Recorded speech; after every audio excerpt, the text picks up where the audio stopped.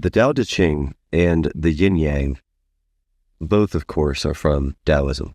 And we are familiar with Taoism principally, I think, through the Tao Te Ching and its many translations that are available on bookshelves and bookstores everywhere in the United States.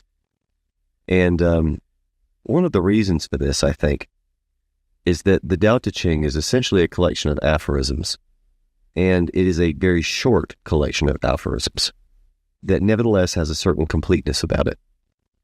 The entire work is only 5,000 words, 81 chapters, and really just a few pages. It's like reading a very short book of poetry. Nevertheless, every copy that you pick up, if you go to your local bookstore and pick up a couple of different translators' editions of the Tao Te Ching, you're likely to see two books that are so different that unless you knew that you were reading the same thing, just opening up to a random check, unless you knew that you were reading the same thing, you might not recognize that they're translations of the same book. And so we're led then to, before we even get started talking about the concepts, to question why it is that the translations differ so much, because obviously this is going to cause us a great deal of problem. The principal reason for this is that ancient Chinese is very different than modern English, and the concepts in Taoism are mystical in nature, and anytime you have a mystical text trading primarily on contradictions and essentially ambiguities that the person has to think about for themselves, much of the idea in Zen and also in Taoism, of course, and Buddhism and the like, is to get the person thinking, to get the person trying to experience things for themselves and to see things for themselves, because the thought there is that this is the only way that you're ever really going to understand things.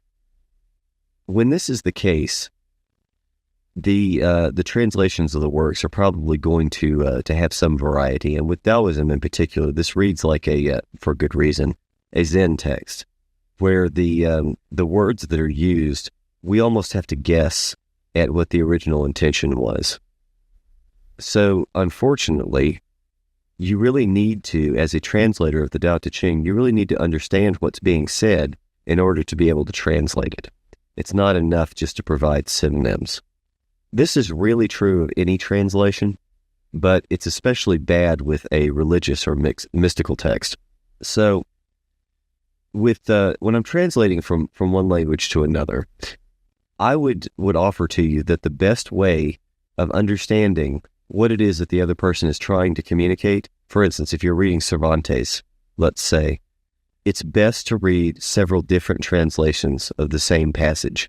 If you have someone that is speaking to you in a foreign language and you want to know what it is that they said, and the first translation doesn't seem, maybe you don't quite have what's going on, if you hear this described in several different ways, although this is somewhat tedious and anathema to our desire to have synonyms, it is probably a good deal more accurate. Because, you see, if we're translating between, and the reason that I mentioned Cervantes, when we're translating between one of the European languages and English, this is a sort of a short distance, a short gap that we have to cross. So there's probably already a lot of cultural concepts and values and thinking that we share. And so in communicating, then, we do have to look for, it behooves us to look for synonyms in many cases and short descriptions of concepts that are easily related to us. So it's not that hard in comparison to translate something from Spanish to English as it is to translate something from ancient Chinese to English. Even Chinese to English is somewhat difficult in this regard. Ancient Chinese to English perhaps even more so, because the values of the culture are very different. The nature of the language, the use of the language, even the structure of the language is very different. The way that they relate to different concepts and group concepts is in ways, in some way, fundamentally different than the way that we do it in the West, and specifically in English. So all of these things conspire to provide the translator with a great deal of difficulty with respect to the Tao Te Ching in particular. And so this is why you see a lot of different translations, very wildly different translations of the Tao Te Ching. And while some translators are prejudice towards more literal translations, thinking that we should leave the interpretation up to the reader, it's important to recognize, I think, especially in this case, that you can't really leave all of the interpretation up to the reader. And by the time you've gone to the trouble of translating it, you have already bent the interpretation or the likelihood for interpretation in a particular direction. So you really need to know what's going on. You need to know not only the language, the two languages that you're trying to go between, but also the sense of what is trying to be conveyed. And finding someone who really understands Taoism it's not just that it's difficult, it's that it's debatable. How do you know if someone has gotten it and really understands what's trying to be said? And even if they do understand what's trying to be, what the intention was, how do you translate that in such a way that it is clear or useful, at least, to a modern reader, or at least as many modern readers as you can get? And so this is a big challenge for a translator, and no small feat, to try and translate something like the Tao Te Ching, even though it is very short. So that's what I have to offer on translations. Essentially, if you want to translate something and feel like you have a good sense of what's going on from the original, read multiple translations of it. Try to get your head around what the intention is, what the other person was generally trying to say, rather than looking for synonyms, because in this case in particular, looking for synonyms is going to be a dead end. Okay. That being said, there are some concepts that are so much technical terms, that's one way of understanding it, that are so difficult that they're probably best not even to be translated. It's best just to leave it as it is. In Buddhism, I suggested that dukkha may be one of these concepts, that the word really does not have a good synonym in English. And when you introduce a synonym or try to translate it one for one, as in with dukkha and suffering, then you bring in and invite, I think, a lot of easy misunderstanding. And this may be the same sort of thing with the word Tao. And so this is good, really. When we pick up a copy of the Tao Te Ching, the title is not translated. And that's wonderful, really. It's good to know generally what those words mean, but it's probably also a very good idea, as most translators have noticed, not to bother translating the title, if nothing else, so that you really do know that you're reading the same books. Otherwise, it would have a different title and different words inside. You might have no idea that you were picking up a different translation of the same volume. Nevertheless, Tao Te Ching. Tao roughly translated as the way, and the Tao of something is sort of the effortless way, the wise way of doing something. So you can have a Tao of anything. You can have a Tao of archery. You can have a Tao of butchering. You can have a Tao of, whatever. And Te is virtue. Ching is energy or power. And so you might translate this as the book of the way of virtue and energy, or the way of virtue and power, something of the kind. This, nevertheless, though, really is best, I think, left untranslated. The topics are hard enough inside without predisposing you to interpret them in a particular way by trying to translate the title. Now, one of the other major subject headings for the Tao Te Ching is the presence of contradictions. And this is something that we're encountering in many different places in this course. And in Zen, of course, we saw this in great number and variety. And even in the works of the ancient Greek philosophers, especially the pre-Socratics, we saw this. Although you may argue that you get this with Socratic irony as well by introducing ambiguity into what would otherwise be potentially clear philosophical topics. One take on contradictions, as they appear in the Tao Te Ching and these other works that I mentioned, is that they prevent dead interpretation. They prevent a book from being completely understood. And by this, I mean, they prevent you from thinking, after only reading it, once or twice, that you have everything, you've learned everything that there is to learn from it, and you can set it down and never have to really worry about it again. So, in other words, it might be like calculus. You learn it, and once you've got it, and that's it. Including these contradictions, though, and pointing to things essentially that are ineffable, because that's really, I think, the gist of what's going on with the contradictions, is trying to get at something that is otherwise not available through normal language. even though Aristotle did not seem to care for this much with his attack on Heraclitus and the principle of non-contradiction. But nevertheless, when we see metaphor being employed, when we see myth being employed, such as the myth of air, for instance, in Book 10 of the Republic, and the contradictions used in Taoism and Heraclitean philosophy and so on, I think one can argue that these suffuse the aphorisms with enough meaning and potential for meaning via perhaps ambiguity and simply trying to go beyond our normal mode of thinking and logical reasoning, that it makes it a work that you can continue to return to throughout your life many, many times and very likely continue to get new things from it. And I think this is part of why it is that the Tao Te Ching has become very popular in Western culture, is that it is something that people can read, every few years, let's say, and get something very different out of it every time they read it. So it is sort of the gift that keeps on giving, I like to say, with respect to contradictions and the use of metaphor and whatnot in conveying essentially alogical, ineffable, mystical ideas. Now, the Tao Te Ching, in the Tao Te Ching, this is really almost explicitly described. If we read the very beginning, for instance, in the first stanza, we already see the problem with naming. The Tao that can be named is not the eternal Tao. The name that can be named is not the eternal name.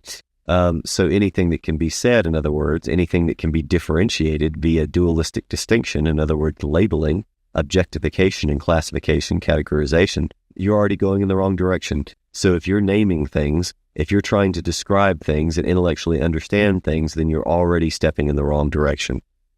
And that is said from the very first sentence of the Tao Te Ching. So it's frequently said, and probably rightly so, that the hardest sentence, the hardest idea in the Tao Te Ching is the very first sentence. And that is the Tao that can be named is not the eternal Tao. So we already know from the very first sentence that Taoism and the Tao Te Ching is not going to bend itself easily to any kind of intellectualization or analytical understanding. And that if you're trying to name things, especially if you're trying to pin down the Tao, you're already going the wrong way. And again, this is a very common mystical idea. We heard the same kind of thing in Buddhism, that we're never talking about Buddhism, we're only pointing to it. And we're hoping to refer to it. The best things are those that can't be named. The second best are those that refer to the best. And the third is, well, that's everything else. So naming creates distinction. I mentioned, but this is worth hitting again, because dualism, as I had mentioned in a previous lecture, is a very difficult topic. The idea that whenever we name anything, whenever I say that is a table, I am separating the entire universe into that table and everything that is not that table, because if either of those are ambiguous, then the definition doesn't make any sense.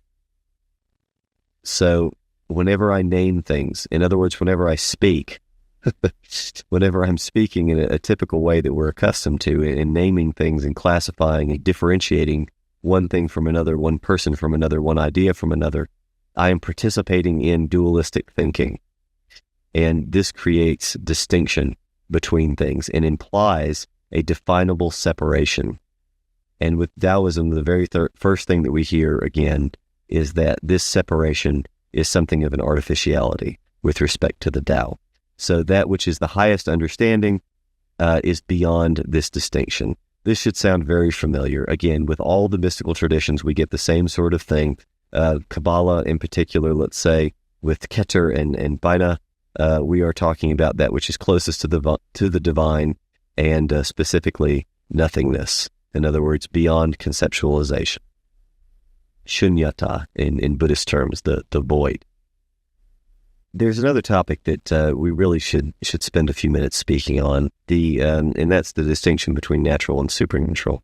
This is something that is germane to Thales' thinking, pre-Socratic thinking in general, really, Heraclitus, obviously, and mystical sects and traditions of all kinds. In that there is no distinction between natural and supernatural in these traditions. In other words, there is no separation between that which is sacred and that which is profane. And what this really means is that there is no sacred. That as Socrates said, I do not have superhuman wisdom. My wisdom, if I, whatever it is very human. It is very attainable. I am not anything special. In other words, I am not a god.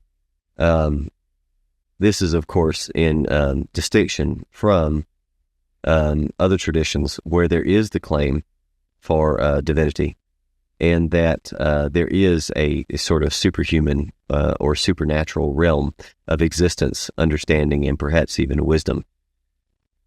In that case, of course, and this may not be what's obvious, and this is why I wanted to mention this, in those traditions, we're obviously speaking in terms of dualism. So in Christianity, for instance, we're thinking about the world in a dualistic way, even with respect to the divine. As in, there is a realm of the divine, the heavens, in other words, of angels and God and whatnot. And then you have the earthly realm. And those two are thought to be very separate and not confused, such that the natural and the supernatural are very different. And in mystical traditions, these are always merged. And the natural and the supernatural, that's just an artificiality. It's just an illusion that is to be overcome.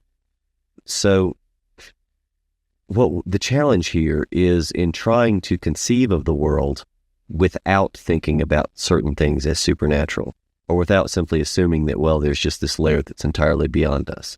One way of thinking about this is, if we can conceive of it, then it's not beyond us. So even the concept of supernatural is within our grasp.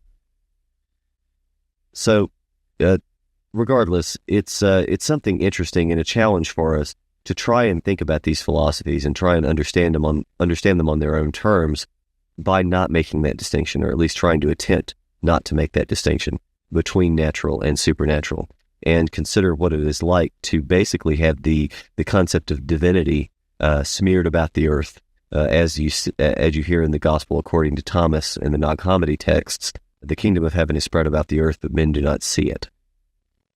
This is, again, a traditionally mystical idea, and that which you get in the Gospel according to Thomas is very much in line with traditional mysticism. So anyway, the Nag Hammadi texts are certainly worth reading. This, but we can speak about that at a different time. I want to continue now with the Tao Te Ching. Let's take a look at a few passages in particular, and what I mean to do here is essentially the same approach that we're going to take with the Analects of Confucius. There are a few major subject headings, that themes, if you will, that continue to come up in the Tao Te Ching that are worth speaking of and may help to get you to wrap your brain around what's being said there in general. The first, obviously, is that we're talking about something ineffable, that the reference is to that which is beyond words. And I mentioned the very first passage in the Tao Te Ching where speaks on this. The Tao that can be named, the Tao that can be spoken of, is not the eternal Tao. The name that can be named is not the eternal name. The more you talk of it, the less you comprehend. That's from the fifth section. So by speaking, we're moving in the wrong direction. And the push here continually is away from analytical and intellectual understanding. In 43, few in the world can comprehend the teaching without words or understand the value of non-action. So the teaching without words, again, what could be taught that is beyond words? How can we think of a teaching that does not have words? That's a challenge for us in the West. In 56, those who know do not say, those who say do not know. Stop talking, meditate in silence, blunt your sharpness, release your worries.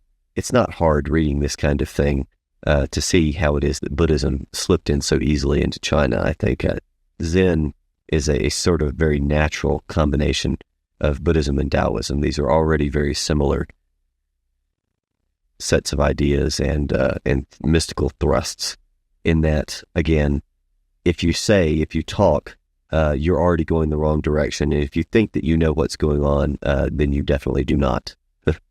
There is a continuity in particular for mystical traditions. All right. Again, the desire element, the idea of a self. This is, of course, as with the remainder of mystical traditions, again, downplayed in Taoism. In the first section, freed from desire, you can see the hidden mystery. By having desire, you can only see what is visibly real. So if you maintain clinging to desire and maintain your desire and that is the way that you see the world and live with the world, then ultimately that affects what it is that you can see, and it affects your perception entirely. And so it's only when you are freed from desire that you can really see the mystery. In section 3, preferring simplicity and freedom from desires and practicing not doing, everything will fall into place. So again, freedom from desires, a simple existence, one that is humble, free from the self, free from selfish concerns. There's again the sense that this is the real end in terms of virtue and living well, perfection, you might say, of the mind. In section 13, likewise, what does it mean that we are often our own worst enemy? The reason I have an enemy is because I have self. So my enemy is my conception of self. Not that I am my own worst enemy, although if you put I in quotes, you may have the same kind of sense of this, but that we beat ourselves up and we cause ourselves problems in particular. So in more of a Stoic framing of this, that we are ultimately the root of our own problems. And if you remember in the Enchiridion, the distinction that's made between the novice, or I should say the completely uneducated, is someone who blames others. The novice blames himself, and the master blames no one. And we get the same kind of thing here, that the unlearned person is going to blame other people, and that if my enemy is myself, if I recognize that as a novice, then I'm going to blame myself instead of blaming other people, because I see that I am the problem. But ultimately, of course, the master who has annihilated the sense of self no longer has anyone to blame. And that may be the sense also in Stoicism. In section 7, the master detaches himself from all things, therefore he is united with all things. He gives no thought to self, he is perfectly fulfilled. Again, no self, but moreover, a unity with all things, the all is one concept. Again, very common in mysticism, and we see it very plainly here. With respect to humility in particular, with this simplicity. In section 19, embrace simplicity, put others first, desire little. Simple prescription. 37, we see the same idea that we do in 3. By losing selfish desires, the world naturally settles into peace. So the peace that is there to be had is gotten about by losing selfish desires. If you remember the noble truths of the Buddha, the first is that, we have issues, essentially, that we are born into a dissatisfactory condition, and that everything that we experience has a seed of discontent, of dukkha, and that we are the cause of this. The second noble truth is that our selfish desires are the cause of this, and that there is something that we can do about it. Well, here we go again. By losing selfish desires, the world naturally settles into peace. So, very compatible ideas. In section 39, the great view the small as their source. Their greatest asset becomes their humility. They speak of themselves as orphans and widows, thus they truly seek humility. Do not shine like the precious gem, but be as dull as the common stones, so do not be ostentatious. Be humble. And the orphan and widow concept is an interesting one, and I think much could probably be made of that in a more properly religious discussion with respect to the archetype, essentially, of separating oneself from one's parents and identification therein. All right. In 46, as we get with the pre-Socratic philosophy as well, that it's not good for people to get what they want, there is no greater mistake than condoning people's selfish desires, no greater disaster than being discontent, and no greater punishment than for greed. Whoever knows contentment will be at peace forever. So this is a self-sustaining contentment that is available through the annihilation of selfish desires. Very compatible with Buddhism, very much in the tradition of mysticism generally. All right, now addressing dualism and emptiness particularly, this is the next major heading for us. In section 2, when people see things as beautiful, ugliness is created. When people see things as good, evil is created. Being and non-being produce each other. Now, this may seem mysterious or esoteric, but if we're thinking about dualism and the idea that if I name something, then I have separated the world into two pieces. Again, as I mentioned just a few minutes ago, when I name this as a table, I have separated the entire universe into this table and everything that is not this table. So you have A and not A. So when I see something as A, not A is created. That is the ultimate form of that, or the overarching form of that stanza. So when people see things as beautiful, ugliness is created. When people see things as good, evil is created. We could say the same thing for any pair of opposites. When people see things as hot, cold is created, and so on, and so on, and so on. Being and non-being produce each other. That is perhaps the more esoteric version of this, that the concept of being even is a dualistic distinction. So when we're talking about going beyond dualistic thinking, this is an interesting idea, that even our concept of being is a conditioned idea. Section 3, the master leads by emptying people's minds. There's a tradition, or not a tradition, I should say, a trend in the Tao Te Ching of emphasizing unlearning, which is a curious way of approaching the topic. In speaking of the master's work as an emptying rather than a filling of people's minds. And this may be in distinction from Confucianism with its emphasis on learning. Section 11, this is an interesting comment along the same lines. We work with the substantial, but the emptiness is what we use. So this is akin to when we're speaking of, for instance, a wheel. A wheel is useful, but if it was simply a disc, it wouldn't work the same way. So it's the hole in the center that makes it useful. The windows in the house are the holes in the walls, and that's what makes them livable. This is also explicitly named in the Tao Te Ching. If you can empty your mind of all thoughts, your heart will embrace the tranquility of peace. So non-thought, non-being, non-everything that we are accustomed to, non-identification with the self. And extinction of the self runs us in the same direction as emptiness generally, in that the self and its reason provides order and fills the universe with things. And again, this concept of the creating word, the word that creates the universe, the reason that creates the universe, the logos that provides cosmos to the chaos, and to put it in terms of Greek philosophy. In the beginning there was the Word, and the Word was God, and the Word was with God, this sort of thing. This is the same kind of concept here. And of course, if you're reversing and going backwards from that, and you unlearn the Word, as in you go backwards out of that logic, that dualistic thinking, because this is ultimately what we're talking about, is dualism providing order, cosmos, to the universe. When you get away from dualistic thinking, then you have emptied your mind of all thoughts and all self, and your heart will embrace the tranquility of peace. That's the idea in Taoism, the idea in Buddhism, and so on. All right. To continue with dualism, in section 32, naming is a necessity for order, but naming cannot order all things. Naming often makes things impersonal, so we should know when naming should end, know when to stop naming. All things end in the Tao. And there's a sense, the way that the word Tao is used is as though it is an undercurrent of everything, that everything is built upon it, so to speak. And I think this is akin to the Indian image where we have, the sleeping deity dreaming the universe, and everything else built in layers from that. So this is a curious way of describing things. And again, with the idea that our dualistic thinking and our approach to the world in that way derives from our notion of self and the reason that operates therein. So Taoism is trying to back us out of that, so to speak. And I think this is the sense that we get here. Okay, in section 48, one who seeks knowledge learns something new every day.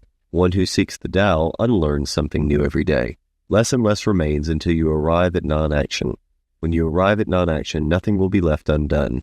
Mastery of the world is achieved by letting things take their natural course. You cannot master the world by changing the natural way. Now, this is about as close as we get to a definition of non-action. And it is somewhat negatively defined, and that's in, the erasure of all knowledge, whatever that implies.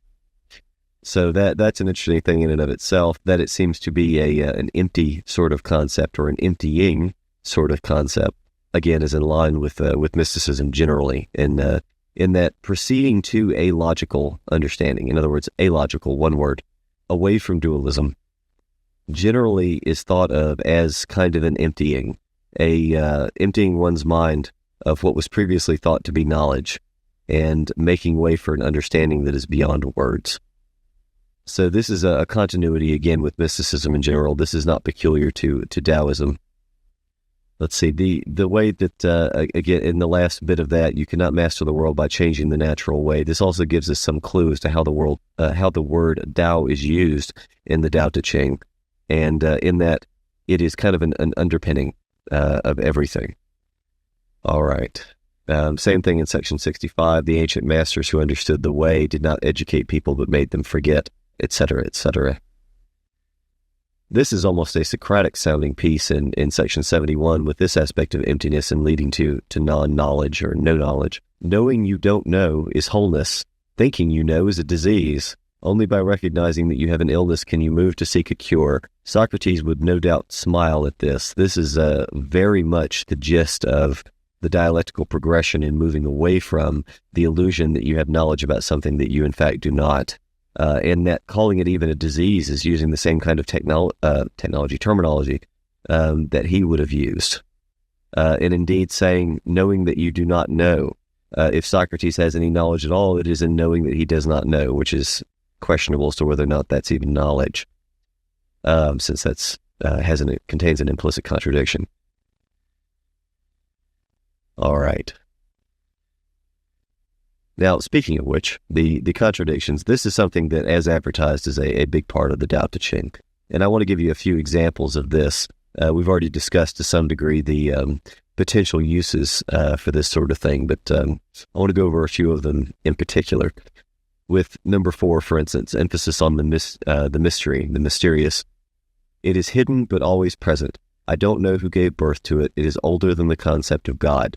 Now, that's a curious thing. It is older than the concept of God. Now, even when we're talking about, again, thinking in terms of dualism, when we identify God, we are separating the world into God and not God. So, going beyond that and indeed erasing the distinction there, one might be able to say that any kind of understanding thereby is older. In other words, it predates our dualistic conception of the world and our differentiation and distinction into categories and known objects, including that of the deity. So that's one potential direction for that is cohesive with the remainder of the Tao Te Ching and what we've seen so far. In 14, we start getting explicit contradictions. Look for it and it can't be seen. Listen for it and it can't be heard. Grasp for it and it can't be caught.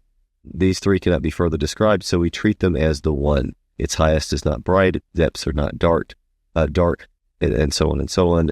Unending, unnameable, it returns to nothingness. Formless forms, imageless images, and so on and so on and so on. This is the Tao. So we're basically told any contradiction leads us to and is emblematic of the Tao.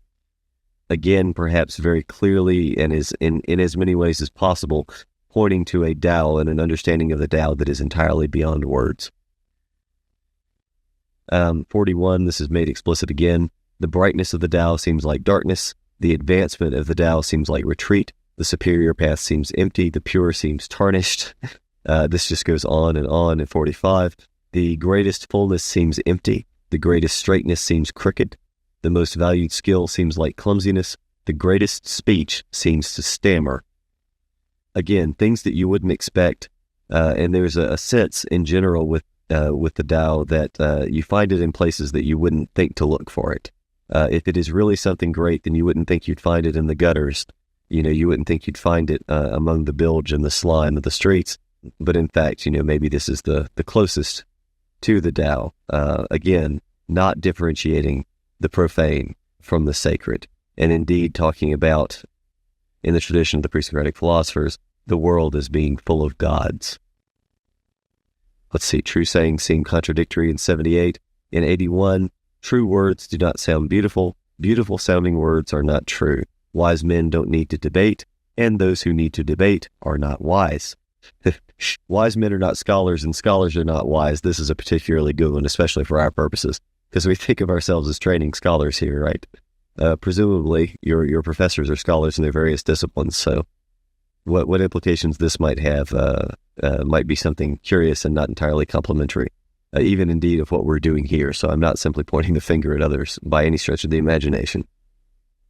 In fact, if anything, I'm poking fun at myself. All right. the practice. How do you actually go about practicing this and getting to virtue or getting to the Tao, getting to an understanding? We do get some hints of this. In section 21, how do I know where creation comes from? I look inside myself and see it. Again, with the mystical traditions in general, the creation of the world comes from within. We create the world with our minds, or perhaps I should say explicitly from the Dhammapada, with our thoughts we create the world. So again, very much the same idea is expressed in Buddhism, very much the same idea that's expressed in pre-Socratic philosophy, that the world governing reason is that which gives cosmos to the chaos. It's that which gives order to the previously unordered and undifferentiated chaos. All right. In section 28, if you embrace the world, the Tao will never leave you, and you will become as a little child. And the child motif here again, and this is an archetype. Jung discusses this in detail. In fact, in the volume that you have, The Archetypes of the Unconscious, he has a section dedicated to speaking on the archetype of the child and why it is that perhaps this is such a powerful and perennial image for us, that this has been around for as long as we have records. We get this again in section 55. One who is filled with the Tao is like a newborn child. So there's some sense in which consistently in these traditions, those who are in the wisest state are very much like children, and specifically newborn children that do not have language and do not differentiate the world in the same way that we do. So again, the idea of unlearning, unthinking, getting back to the natural state. There's the implication that the way to wisdom is to unlearn what it is that we've learned with respect specifically, I think, and Nietzsche would probably smile at this, to our social values. And in unlearning those values and seeing beyond them back to the way that we were when we were born, we may come closest to a real natural understanding of the world, or as it is here, to the Tao. Acceptance of fate is an aspect of practice, apparently, judging by these passages. In section 29, the master accepts things as they are, and out of compassion avoids extravagance, excess, and the extremes. So an acceptance of fate, amor fati, a love of fate, even. 54, how do I know these sayings are true? I observe these things and see. This is the essence of one of the concepts that was emphasized in particular in the Introduction to Buddhism lecture, experience. Seeing things for yourself, not having faith in anything, but actually seeing something for yourself. Because here with the Tao as well, faith is not necessary. It's something that you see for yourself. It's revealed human wisdom, not different from supernatural. You don't have a layer that you will never understand. There is a certain sense in which you have a mysterious layer that is beyond words, but it does not apparently exist beyond human comprehension. All right. Although it may exist beyond the concept of comprehension. Beyond any concept, in fact, beyond dualistic thinking. Okay. Section 59, moderation. Again, there is nothing better than moderation for teaching people or serving heaven.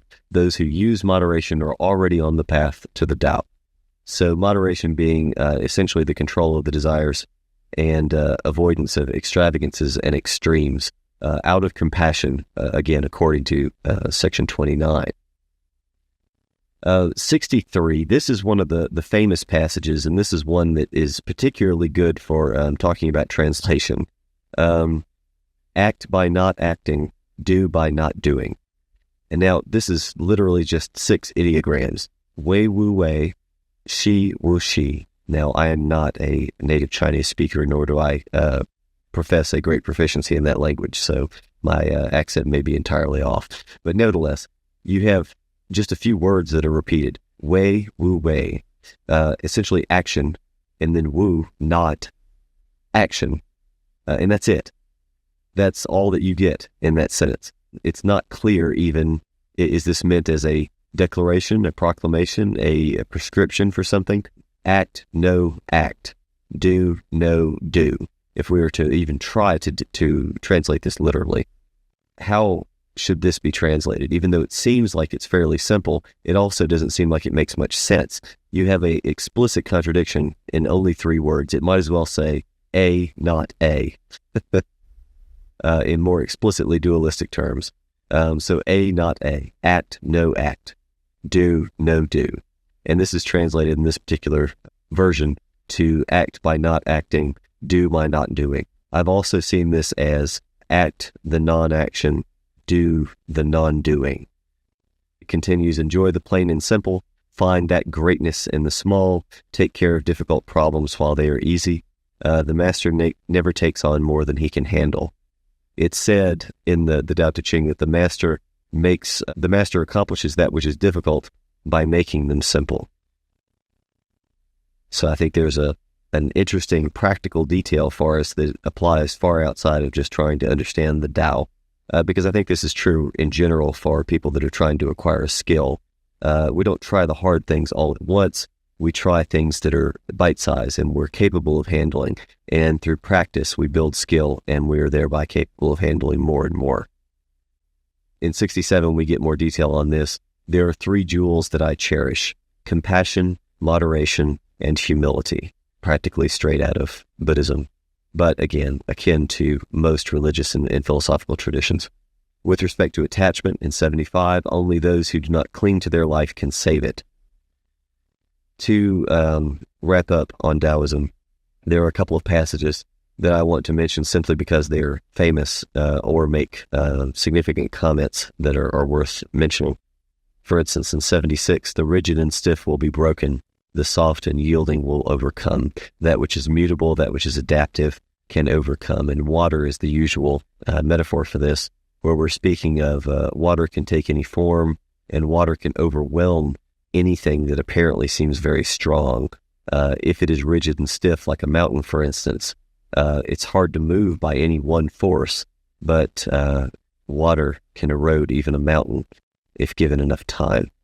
So water is more powerful, even as fragile as it seems, than a mountain, which is apparently very strong, rigid, and stiff. In 31, those who rejoice in the victory of war delight in the slaughter of humanity. 38, this is a comment on Confucianism, perhaps almost explicitly in terms of its application, but religion in general, really in talking about a sort of progression. Failing Tao, man resorts to virtue. Failing virtue, man resorts to morality. Failing morality, man resorts to ceremony. Ceremony is the barest husk of faith. It is the beginning of all chaos and confusion. Now, we're talking about here essentially the degeneration of religion. You begin with the purest, with Tao. If that doesn't work, then you have to resort just to virtue, to being good people. If you can't even do that, then you have to resort to morality. In other words, telling people not to do something for fear of whatever consequence. And if that doesn't work, then you have to resort to ceremony. And ceremony is the last thing to go. The barest husk of faith, as it says. At 41, we get a passage that is very similar, I think, to what I had mentioned with the Enchiridion, of how it is that someone thinks and applies these prescriptions, this knowledge, this wisdom, whatever you want to describe it as. In section 41, when a superior person hears of the Tao, he diligently puts it into practice. When an average person hears of the Tao, he believes half of it and doubts the other half. When a foolish person hears of the Tao, he laughs out loud at the very idea. If he didn't laugh, it wouldn't be the Tao. Now, we hear in the Enchiridion that if you're prepared to become a philosopher, or if you're going to become a philosopher, you need to prepare yourself for being laughed at. And this is the same sort of thing. And the idea here is that if you're very honest with what you're doing, in other words, you're speaking as he speaks in the Tao Te Ching, then there are a number of people that are simply going to laugh at you. And that's necessary according to this writing. I had mentioned this in the context of the division between the lay and the priest, or the shaman in particular, the monk's understanding of a religion. So you have a division between the common understanding and then the higher understanding that is available to someone through revealed wisdom and experience. And this is true for any kind of religion. In Christianity, I believe this is generally spoken of in terms of a knowledge of the divine, or a relationship with God. So if someone has a better relationship, a deeper understanding, that is again going to be something ineffable and something that is not readily available to people. It's not teachable. So anyway, you have this division between the common understanding, the easy understanding of the theology, and the superior person's understanding, the monk perhaps, or the shamans. This is something that I've heard commentary from shamans speaking on this topic and saying that the cantrips and other magical devices, smoke and mirrors sort of thing, the charlatanry essentially is necessary, they say, because you have to be able to entertain the lay people with something. They can't understand the real depth of what's available. They're just going to laugh at you. They're not going to know what it is. They don't know what to do with it. They don't understand it. And because of that, you have to give them something. Well, so you give them this, bauble. You give them this magical display, and that will content them with essentially a belief in some sort of miraculous or magical power until such time, hopefully, as they're ready to understand what's really available. So that has a lot of far-reaching implications, I think, that I'll leave as an exercise to the reader, as it were. And finally, to end with probably the most famous passage from the Tao Te Ching in section 64, a journey of 1,000 miles begins with a single step. Again, the master makes the difficult possible by at first making it easy. You do this by making it bite-sized. You accomplish a journey of 1,000 miles, not by accomplishing that 1,000 miles all at once, but by beginning and taking a single step and doing it one step at a time.